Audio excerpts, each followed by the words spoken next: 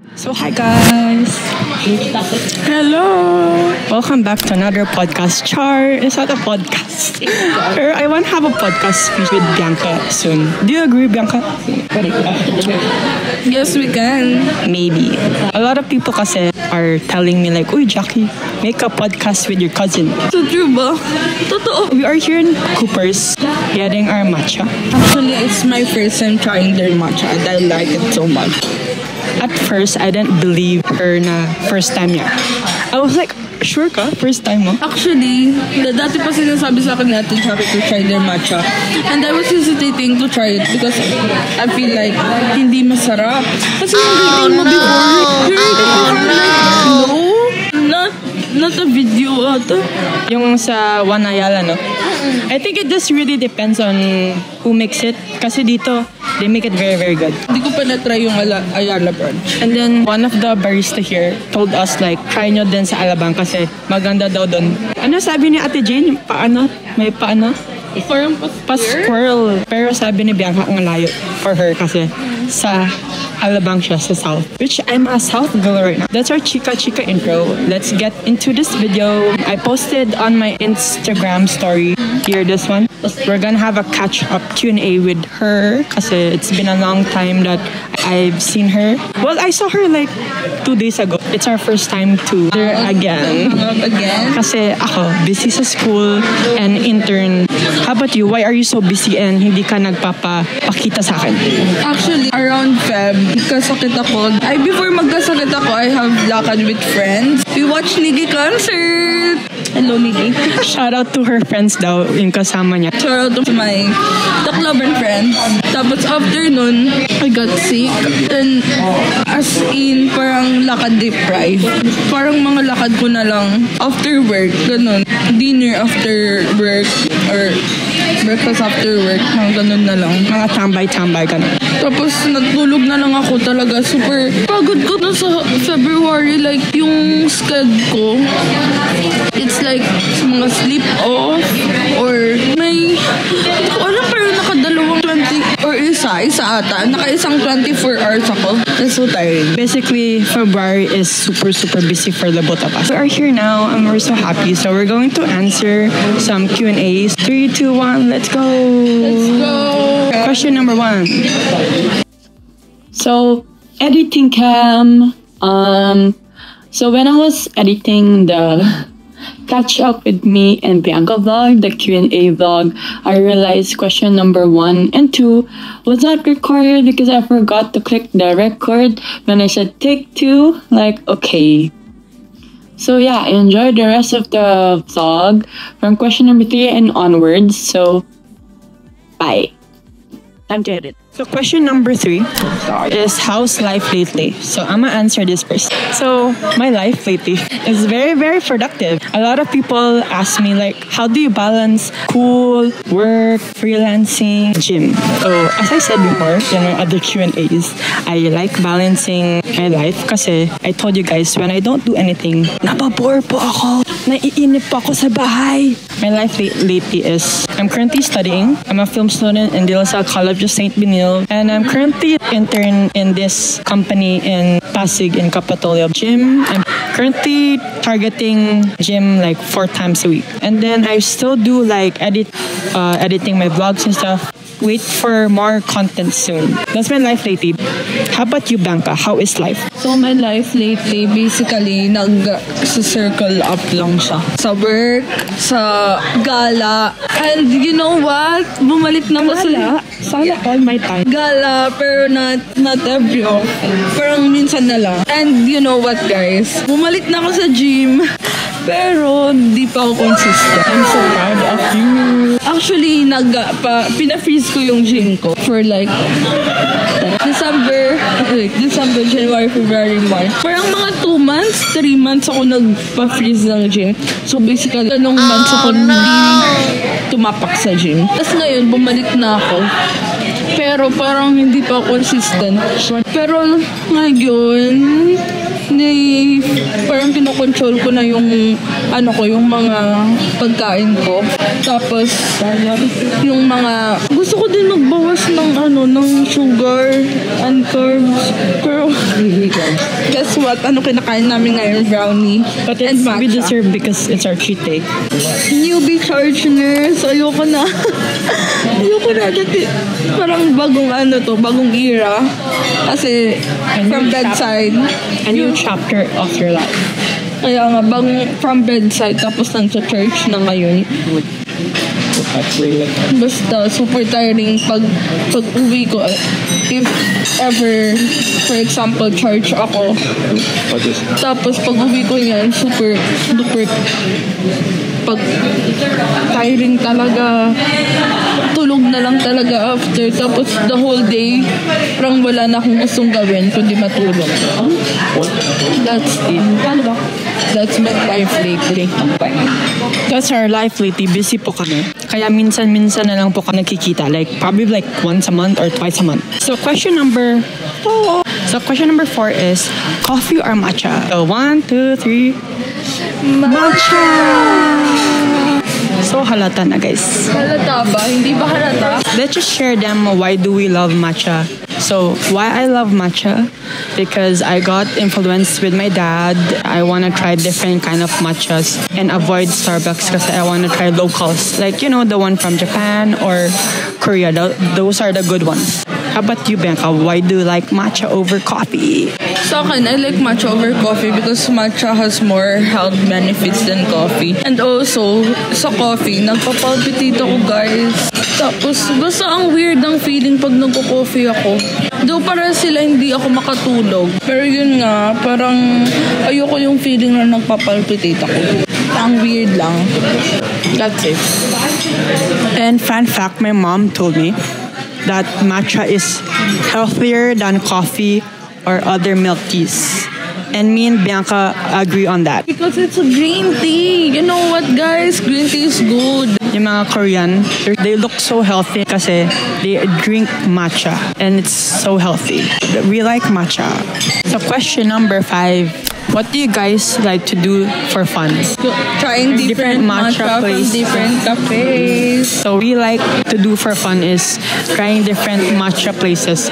As you can see, we tried a lot of matchas now. We did a matcha series in BGC. So click this link if you didn't see our matcha series yet. And we might plan to do one soon. Saan? Makati sana. Kasi ang daming good matchas doon. They're matcha. So I think me and Bianca will do a matcha series part 2 and we're going to add Coopers. That is what we like to do for fun. Trying different cafes na may matcha. Question number 6 is how close are you guys? Very, very close. 1 cm close. To all of the people who are just watching my contents right now, we are not sisters. We're cousins. Si Sasa and si Bianca are magkapatid. We just look alike. So we're very, very close. Kami. Like this. We miss you, Sasa and Kai. Sasa and Kai. Sana maging complete na tayo. What if pumunta sa Cebu? Charing! What if pumunta kayo dito sa Manila? Charing! Sila pinapunta. Pumunta kayo dito this December. Yeah. Sana soon magkita-kita na. Char. So yeah, that's how me and Bianca are close kasi we're not just cousins. We treat each other as sisters. And we missed our 2 sisters, Sasa and Kai. Magpakita naman kayo, please.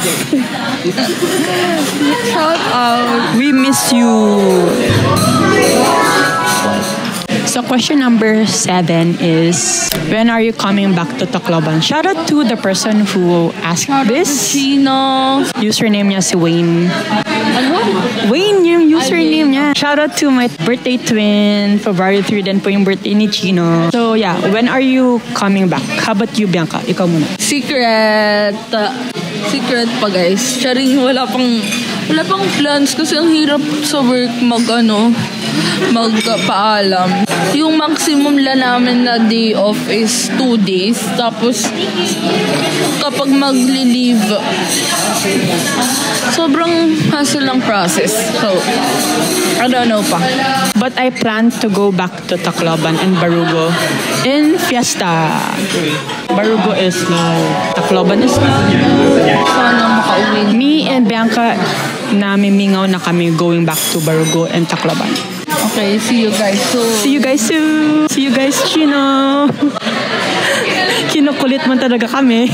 Okay, question number 8888. What are your schedules like? Do you want to start first? Because I know your schedule is very, very busy. My schedule, it's like AM, PM, then off. Basically, AM, 7 AM to 7 PM.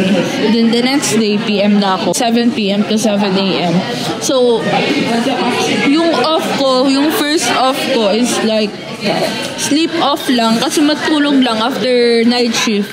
Tapos, yung full off ko na, yung second off ko. Tapos, balik na naman ng duty. Parang, humihinga lang. Tapos, matulog lang. Tapos, duty na agad. Pero that's it. Parang ayoko na hindi ako lumakad or gumala sa off ko. Kasi parang, na-feel ko na, lagi na lang ako nag-duty. So, dapat mag-refresh ako. Gaya ngayon, sleep off lang ako. Kanina from night duty ako. Tapos, natulog lang ako. Nandito na ako.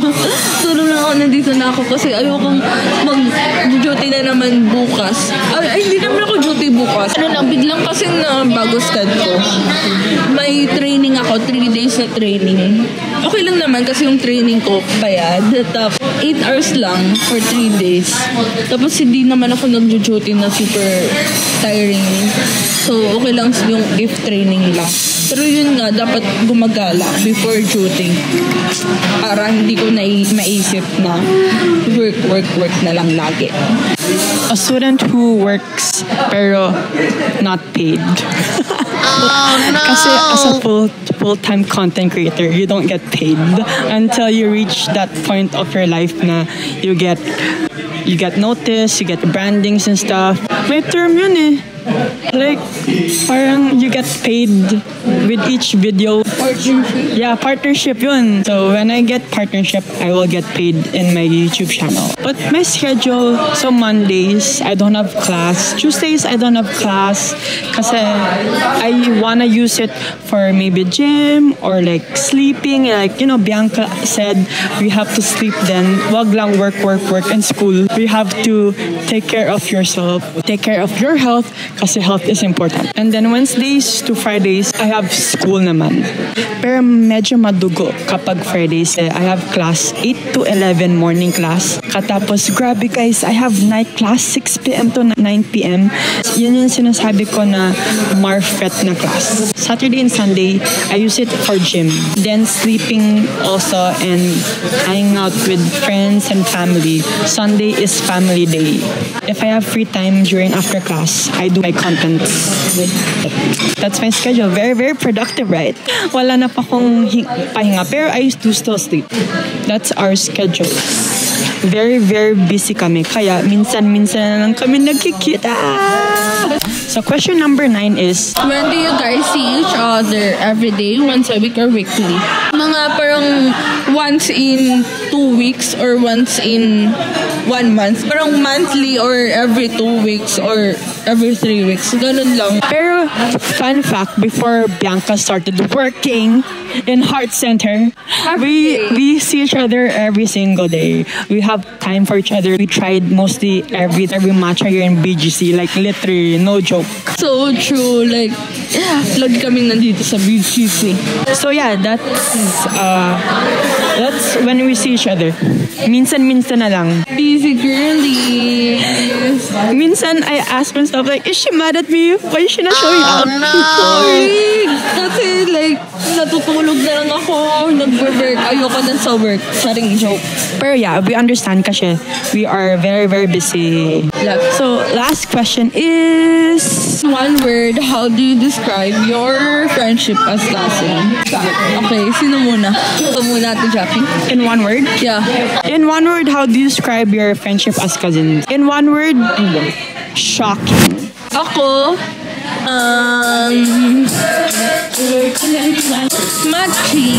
Machi. Matcha to machi. How do you spell it? Matcha-y. Charing. Ano? Machi? Machi. Matcha-y. Bakit? Wala, we like matcha. Tapos, we like to match each other. Okay, my answer is in one word, how do you describe your friendship as cousins? Shocking. Why shocking? Shocking kasi, let's go back since when we're younger. As in like, I'm so quiet. I visit your house sa Barugo, pero tahimik talaga. Super shy kasi kami before. Pag may mga visitors sa bahay, like nandun lang kami sa kwarto kasi ayaw namin magpakita kasi nahihiya kami.